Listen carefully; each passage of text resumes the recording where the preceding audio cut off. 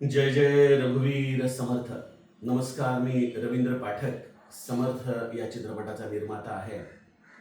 माझ्या मराठी बांधवांना माझ्या मनातली एक कैफियत, एक व्यथा सांगण्यासाठी म्हणून हा व्हिडिओ करतोय. आमचा हा चित्रपट 14 ऑगस्ट रोजी रिलीज झाला. त्या दिवशी बॉलिवूडचे 2 मोठे चित्रपट रिलीज झाल्यामुळं आम्हाला स्क्रीन्स मिळत नव्हत्या. दुपारी 1 आणि 1:30चे असे शो, आणि तोही दिवसाला 1 शो. या पद्धतीने आम्ही चित्रपट चालवत चालवत आतापर्यंत आलो. चित्रपटाला अत्यंत उत्तम रेटिंग आहे, 9.5. समीक्षकांनी ज्यांनी ज्यांनी बघितला त्यांनी त्याला 4 स्टार रेटिंग दिलेलं आहे. सर्व प्रेक्षकांच्या प्रतिक्रिया अतिशय उत्तम आहेत. श्रवणीय संगीत आहे. शंकर महादेवनसारख्या गायकाने याला गीत गायलेलं आहे. समर्थ रामदास स्वामींसारखे यामध्ये विचार आहेत. आणि त्यातही भर म्हणजे आम्ही विद्यार्थ्यांना सवलतीच्या दरामध्ये हा चित्रपट दाखवतोय. 10,000 विद्यार्थी आतापर्यंत महाराष्ट्रामधून आम्ही या चित्रपटाला दाखवून आणले. आणि काल माझ्याकडं 4 शाळा असताना देखील मला एकही चित्रपटगृह उभं करायला तयार नाही. का?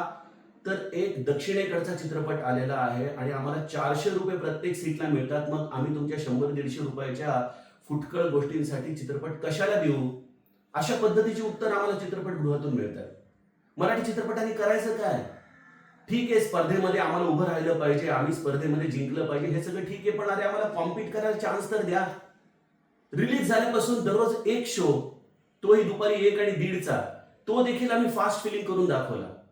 तो देखील आम्ही 9.5 रेटिंगला जाऊन दाखवून आलो. आणि आता आज या दक्षिणी चित्रपटामुळं आमच्या स्क्रीन्स महाराष्ट्रामध्ये तब्बल 25 वर आणलेल्या आहेत. 10-12 दिवसामध्ये एका उत्कृष्ट चित्रपटाची माती कशी करावी हे जणू काही या आम्हाला संस्कृतीने दाखवून दिलं. मला सांगा, अशाने समर्थ विचारांचा दिवा दाखवणारा हा चित्रपट, जो खरं तर आशयघन आहे, बघणाऱ्या माणसाला अंतर्मुख करतो, काहीतरी विचारांची दिशा देतो.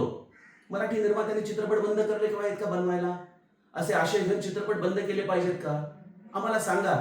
आमच्या जर आवाजाला तुम्ही कुठं मांडलं नाही तर मला वाटतं हा चित्रपट अजून 2-3 दिवसामध्ये आपला श्वास कोंडून घेईल. या सगळ्या धबडग्यामध्ये आम्हाला लोकांपर्यंत पोहोचता देखील येणार नाही. माझी हात जोडून विनंती आहे मराठी बांधवांना की आम्ही काय करावं, तुम्हीच आम्हाला कमेंटमध्ये सांगा. जय जय रघुवीर समर्थ.